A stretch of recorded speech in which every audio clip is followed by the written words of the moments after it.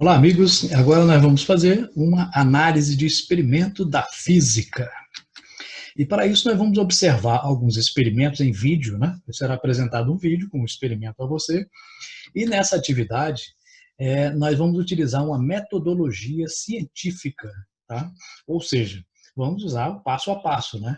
Utilizando de tal forma que nessa atividade, né, você faça uma descrição desse experimento, mas utilizando os fundamentos da física.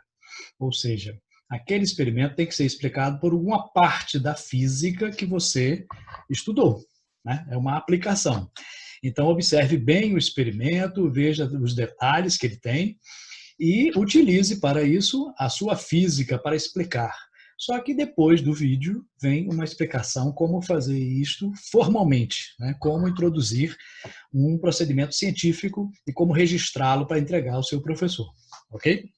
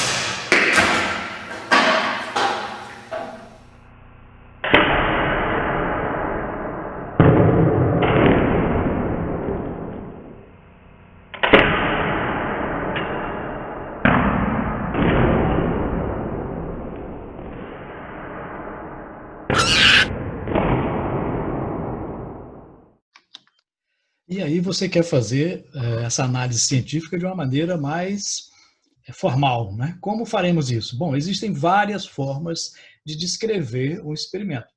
Aqui é uma delas, mas qualquer uma outra tem que conter, pelo menos, essas informações. No início, né, na primeira parte, vamos identificar, localizar a área, o título e o objetivo. Então, na primeira parte, você tem que identificar-se, né? Então, é o nome do estudante que é responsável por essa descrição, essa análise, né, do experimento científico. Depois você vai colocar aqui a parte da física que está relacionada, né? É mecânica, é eletricidade, é ótica, especificando, né? Então, por exemplo, qual é a parte da ótica? Ótica física, ótica geométrica, ondas mecânicas, ondas eletromagnéticas. Então, é importante ao observar o experimento que você identifique qual é a área específica da física que está sendo analisada. É o movimento retilíneo, o movimento curvilíneo. Né? Depois você vai colocar um título. Nesse título, nunca você começa com um verbo. Né? Sempre coloca avaliação, análise, investigação. Lembrando que em qualquer descrição, análise ou relatório, né, você sempre, nunca coloca na primeira pessoa. Né? Eu analisei, eu fiz isso. Não, nunca se coloca. No objetivo, você vai começar com o verbo. Tá? Avaliar, determinar, investigar. Né? Então, título sem verbo, objetivo com verbo. Então, nunca usar a mesma raiz da palavra nos dois. Então, determinação, determinar. Avaliação, avaliar. Não, isso fica um som ruim para descrever, né? Isso denota pobreza de linguagem, né? Que não se deve ter em um relatório científico. Né? Na segunda parte, nós iremos fazer uma representação esquemática e os materiais utilizados. Né? Na representação, né, você vai colocar aqui, ilustrar o que foi analisado em forma de esquemas ou desenhos. Né? Não precisa ser um desenho artístico, bonito, não, mas um desenho que possa se identificar o que é. Pode ser triângulos, quadrados, círculos, não tem problema. Pode ser figura geométrica, mas que identifique com o nome ou então com uma referência.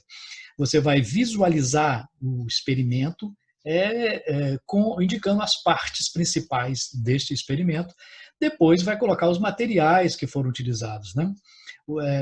Foi utilizado uma régua para quê? Para isso foi utilizado. Então, a descrição tem que colocar os materiais e como eles foram utilizados ali naquele experimento.